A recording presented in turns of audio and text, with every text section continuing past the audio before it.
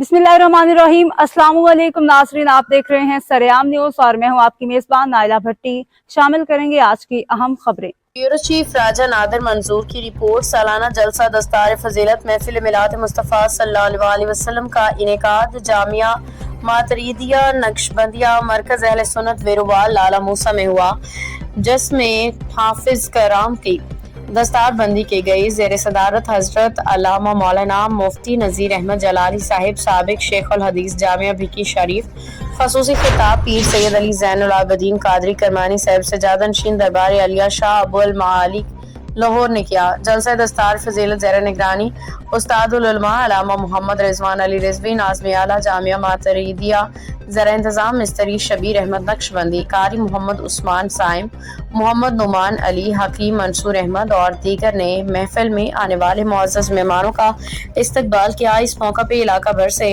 उलमा किराम, मजहबी, समाजी, सियासी शख्सियत ने शिरकत की। इस मौका पर पीर साहिबजादा शुएब अहमद खान नूरी, कारी अहमद रजा गिलानी, डिविजनल चेयरमैन इंसाफ प्रेस क्लब शहजादा सलीम खिलजी, शहजादा तहर खिलजी, शहजादा ताबिश खिलजी, चौधरी सिकंदर बाबू और दीगर शरीक हुए।